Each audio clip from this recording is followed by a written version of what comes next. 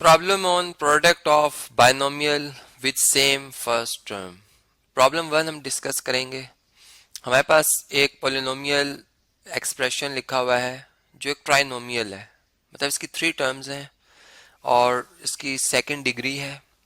इसमें first term है जी x square, second term है प्लस 5x और -24 इसमें कांस्टेंट है। ये डिसेंडिंग ऑर्डर में या स्टैंडर्ड फॉर्म में लिखी हुई एक अलजेब्रिक एक्सप्रेशन है।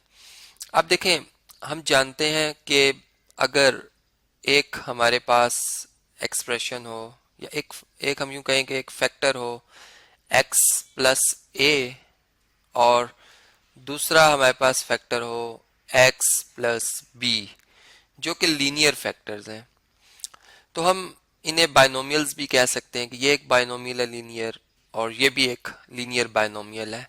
तो इनका प्रोडक्ट किसके इक्वल होगा, ये ऑलरेडी हम प्रूव कर आ चुके हैं कि ये इसमें जो वेरिएबल इन्वॉल्व है उसके स्क्वायर के इक्वल होगा, प्लस जो इसमें कांस्टेंट्स हैं a और b, इनका सम लिया जाएगा और फिर इसको x से मल्टीप्लाई किया जाएगा। बल्कि मैं यहाँ से थोड़ा सा इसको डाउन लिखता हूँ, स्क्रीन हमारे पास यहाँ पर थोड़ी सी कम है, और प्लस इसमें जो कांस्टेंट टर्म होगी उसमें a और b प्रोडक्ट आएगा।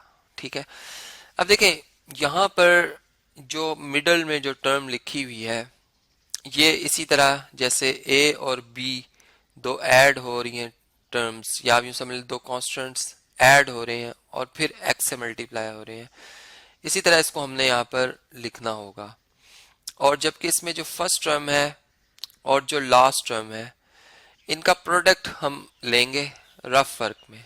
ठीक है, यानी हम यूं देख रहे हैं कि जो इनका प्रोडक्ट बन रहा है एक्स स्क्वायर का और -24 का, वो बनता है -24x स्क्वायर।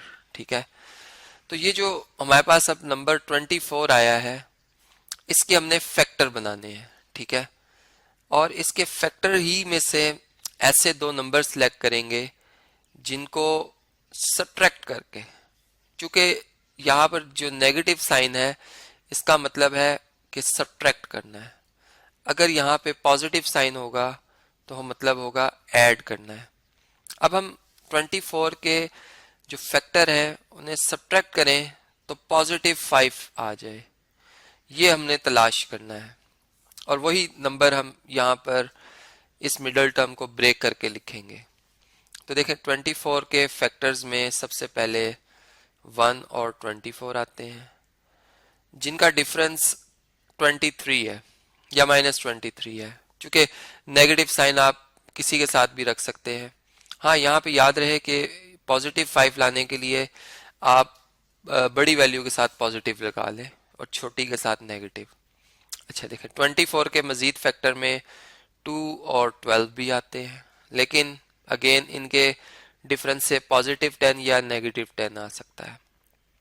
फिर अगर हम देखें तो 3 और 8 है, इनके डिफरेंस से +5 भी आ सकता है और -5 भी, यानी +5 तब आएगा जब मैं 8 पॉजिटिव का रखूं और 3 को नेगेटिव का। तो देखें ये वो फैक्टर हैं जो कि हमें यहाँ पर तलाश करने थे और यही हमें एक बेहतर ग्रुपिंग में मदद देंगे। तो हम यहाँ पर फर्स्ट टर्म को तो पहले एज इट इज लिख लेंगे, इसको हम ब्रेक कर रहे हैं इस शक्ल में a प्लस b की शक्ल में।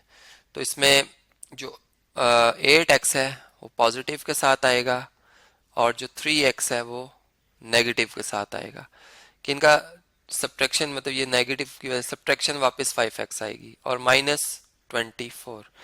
अब इसमें जो ग्रुपिंग बन रही है वो इन दो की बनेगी, मतलब मैं चलें अब यहाँ पे ग्रुपिंग के हवाले से लिख देता हूँ इन दो की ग्रुपिंग, और इनमें से नेगेटिव साइन कॉमन ले लें तो ये दोनों ही 3x भी नेगेटिव इंटू नेगेटिव पॉजिटिव हो जाएगा और 24 भी नेगेटिव इंटू नेगेटिव पॉजिटिव हो जाएगा 24। इनकी ग्रुपिंग हम बनाएंगे। देखें इस ग्रुप में से x दोनों को डिवाइड कर रहा है, हम x कॉमन ले लेंगे या गोल्डन रूल ऑफ फ्रैक्शन भी लगा सकते हैं। तो x कॉमन लेने से यहाँ पर x प्लस 8 आ जाएगा। इन दोनों नंबर्स को 3 डिवाइड कर रहा है, यानी इस टर्म का और इस टर्म का मतलब 3 फैक्टर है। हम 3 कॉमन लेंगे तो 3 यहाँ से ख़त्म हो जाएगा, x आ जाएगा, और 24 को 3 डिवाइड करेगा तो प्लस 8 आ जाएगा। और इन दोनों में से फिर आप अगर देखें तो x प्लस 8 कॉमन आ सकता है, यानी इनका HCF x प्लस 8 है।